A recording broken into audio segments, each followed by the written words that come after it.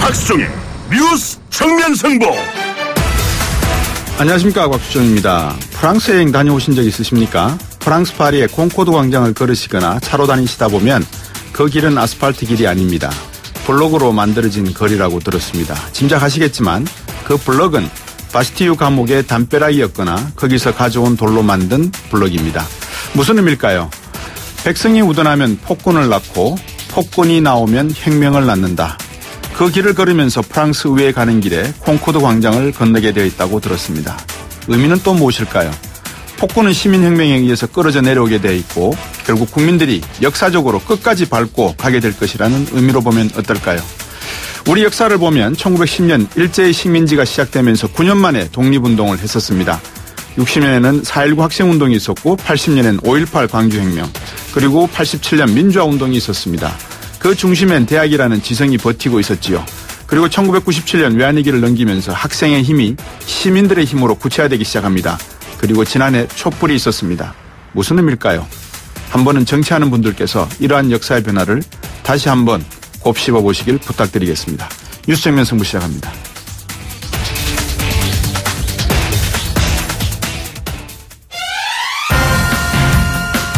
네, 오늘 저희가 준비한 순서 말씀드리겠습니다. 먼저 첫 번째 인터뷰에서는 남경필 경기도지사와 연결을 해서 남경필 지사가 서울시 미세먼지 대책과는 다른 방향의 대책을 강구하시는 것 같습니다. 독자 추진 계획이 있다고 하니까 어떤 의미에서 서울시와 다른지 한번 의견 들어보도록 하겠습니다.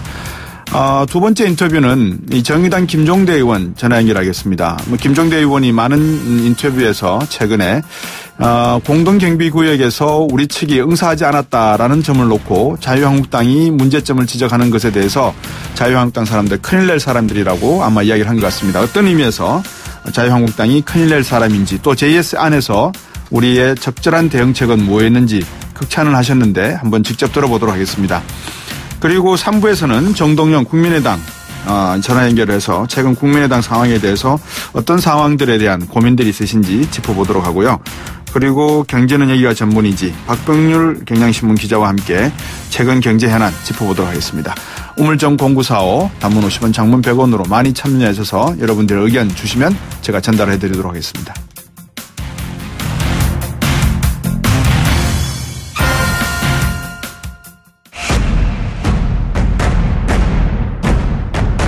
박수종의 뉴스 정면 승부. 말씀드린 대로 남경필 경기도지사 전화 연결했습니다. 안녕하십니까? 네, 안녕하십니까? 예, 목소리가 씩씩하십니다. 네. 어제 포항 지진으로 특별 재난지역 선포됐는데 경기도도 조금 느꼈죠? 느끼신 분들이 많아서 신고들을 많이 하셨어요. 예. 한 600건 넘는 신고가 있었어요. 아, 그렇군요. 지금 남경필 지사께서도 이참에 경기도 지역 안에 혹시 고층 건물에 대한 전면적인 조사를 한번 해 두시는 게 어떻겠습니까? 아무래도 7은 나오지 않겠다 하지만 어제 인터뷰 들어보니까 한반도 지형에서 지금은 단정할 수 없다. 7이 나올 수도 있다. 이런 말씀을 하신 분들이 계시더라고요. 네. 일단 현지에 지금 저희 안전 전문가들 포항으로 급파를 했는데요. 네. 일단 복구 지원 활동하고 나서 좀 단기적인 플랜도 짜겠습니다. 예. 수능까지 미뤄졌는데 경기도 내 학교들 내진 설계 비롯해서 지진을 대비한 안전대책 다 한 번씩 보고 계셨습니까? 어떻습니까? 예, 저희가 했는데 사실은 지금 취약해요. 지난번 작년에 이 지진 일어나고 나서. 네. 사실 저희가 준비도 하고 조사도 해봤는데. 네. 사실은 지금 새롭게 내진 설계 기준이 강화되기 이전에 만들어진 건물들은요. 네네. 실제로 무방비 상태라고 보시면 됩니다. 아이고, 참, 지금 안 그래도 오늘 제가 만난 많은 분들과 이야기하는 가운데 만약에 진짜 서울시나 경기도 인근에서 그럴 일은 없지만 워낙 단층 지대가 많기 때문에 우리 한반도가. 네. 이런 사태가 그러니까 깊지 않은 한 8km나 9km 되는 지역에서 충청도 지역이나 이렇게 지진이 나게 되면 상당히 타격을 받을 수 있다 이런 우려를 하시더라고요. 예, 지금부터 조금씩이라도 이제 이 내진 설계를 당연히 이제 의무화하고. 네. 이런 방향으로 오랜 시간이 걸리더라도. 네. 이거 하나하나 근본적으로 준비를 해나가야 됩니다. 예. 자, 이제 오늘 본론을 제가 여쭤봐야 될 건데, 이 날씨가 추워진다는 말은 그만큼 기압이 무거워진다는 말 아니겠습니까? 그죠? 예. 무거워지다 보니까 이제 공기의 농축도가 상당히 단단해지고, 호박죽처럼 이렇게 단단해진다는 말인데, 겨울이 되면 미세먼지 주의보가 상당히 많이 나올 것 같습니다. 그럴 가능성이 높죠. 예. 경기도에서는 어떤 서울시 미세 대책으로는 초미세먼지가 발생될 경우에 대중교통 무료로 운영하겠다 이런 대책을 세웠다는데 지사님은 어떤 생각이십니까? 무료로 하는 거 좀 안 했으면 좋겠어요. 그리고 이게 예산도 많이 드는데. 예. 정말 효과가 많다면 적극적으로 검토해 볼 수 있습니다만. 아니 근데 왜 자꾸 무료라는 말을 쓰죠? 무상, 무료. 차라리 국민들의 세금으로 드리는 거기 때문에 우리 국민들이 알아서 한다 이렇게 하든지 하는 게 더 나을 것 같은데. 그러니까 이게 결국 국민 세금으로 쓰는 건데. 예. 이거를 1년에 1,000억씩 들여서 이거를 계속 하는 게 의미가 저는 없다고 판단을 하고요. 예. 그래서 거기 참여하지 않기로 했습니다. 예. 그 돈으로 저희는 아예 근본적인 대책으로 예. 이 전기버스로 다 바꾸고요. 예.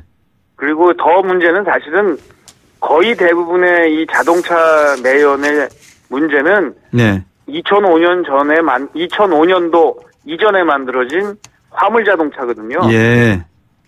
여기다가 이제 저감 장치 달고 하는 그런 그쪽에다가 예산을 쓰겠습니다. 예. 우리나라의 기초 화학 기술이 만약에 있다면 네. 방금 말씀해 주신 2005년 이전에 생산된 디젤 자동차, 경유 차량에 대한 탄소 배출에 대한 어떤 저감 장치를 화학적 반응에 의해서 조금 저감 있는 노력도 하는 것이 어떨까 싶은데 그 부분에 기사님께서 들어보신 적 있습니까? 거기까지는 아니고 저희가 저감 장치를 달아드리려고 합니다. 아, 그렇군요. 차라리 그게 더 낫겠네요. 무상, 무료 이런 말 쓰는 것보다는. 진짜 이게 효과도 별로 없는데 저 경기도만 350억, 전체 하면 1,000억. 이거 정말 어마어마한 예산인데요. 네. 저는 이런 정책은 솔직히 말씀드리면 포퓰리즘 정책이라고 생각합니다. 포퓰리즘 정책이다? 네. 그러면. 효과가 없어요, 근데 더 중요한 건. 효과가 없다. 그러니까 네. 어떤 의미에서 효과가 없다는 말씀이신 거죠? 승용차가 줄어드는 데서 오는 효과는 아주 미미합니다. 예.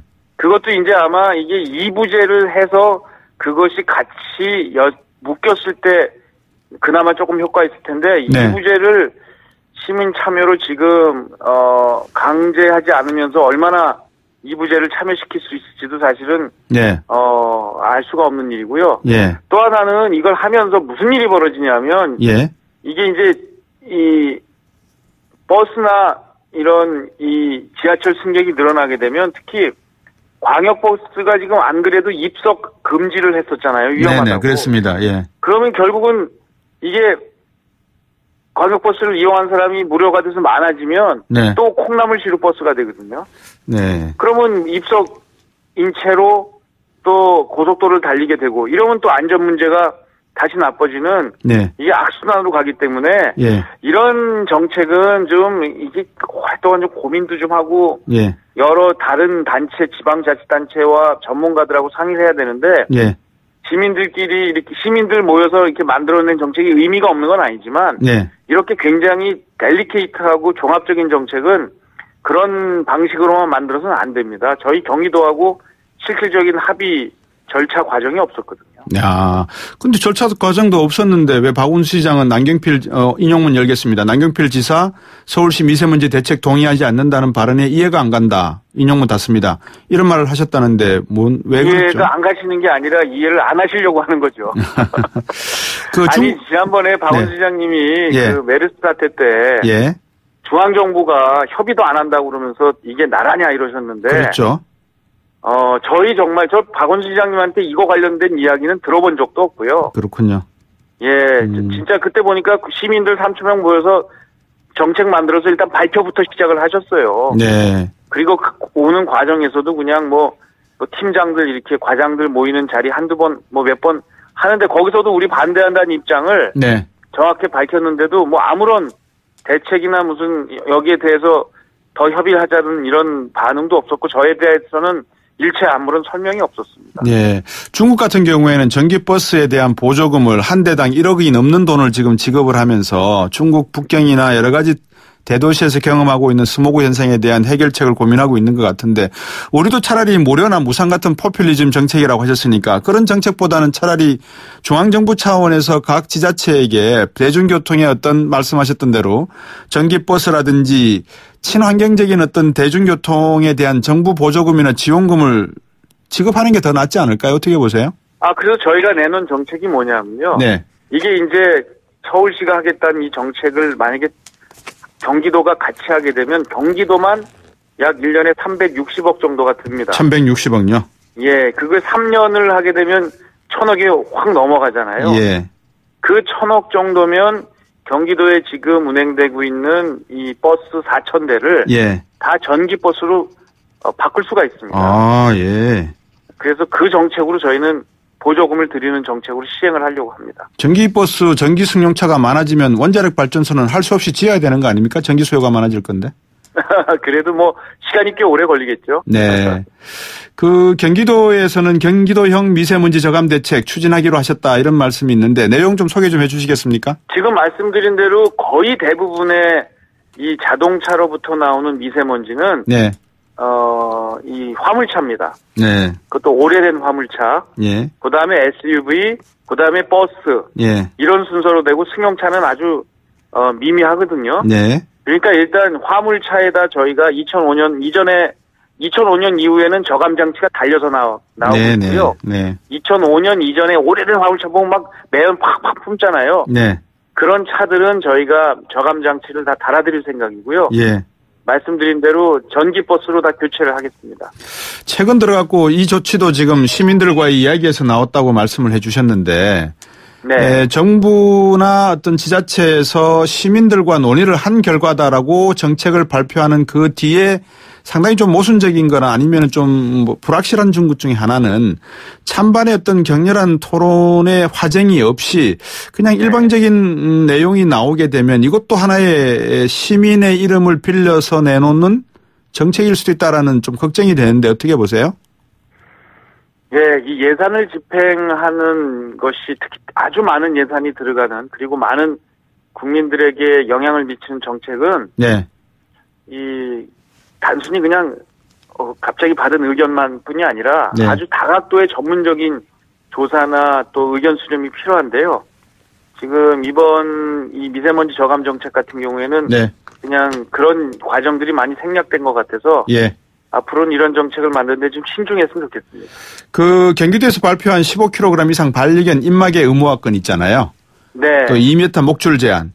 여기서도 네. 사실은 좀 논란이 있는 것 같아요. 이게 어떤 근거가 있어서 15kg하고 2m라는 숫자가 나온 겁니까?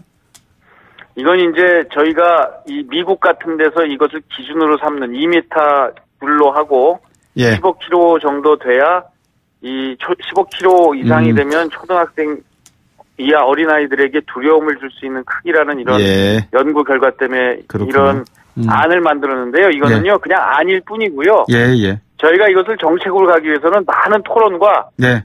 전문가와의 협의 이런 게 필요하기 때문에 다음 주부터 예. 저희가 이 전문가 토론 이런 것을 진행을 하고 알겠습니다. 아직 이걸 정책으로 확정하는 데는 많은 시간이 필요합니다. 예.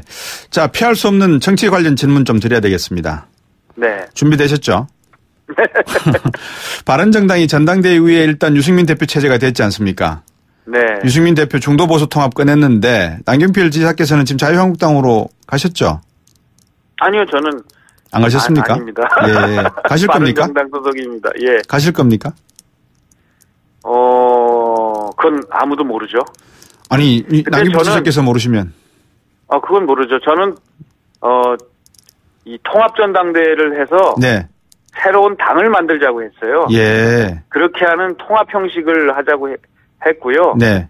뭐 그냥 이렇게 뭐 복귀하거나 이런 것에 대해서는 아직 진지하게 생각하고 있지 않습니다. 그 통합 안에는 국민의당도 포함된 통합이었습니까?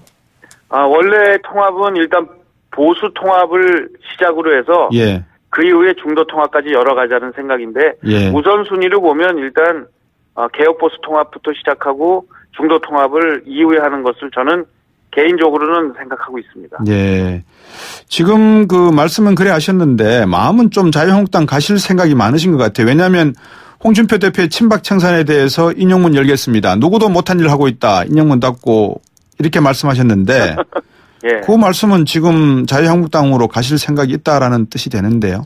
그러니까 바른정당이 만들어지는 과정을 한번 보셔야 돼요. 네.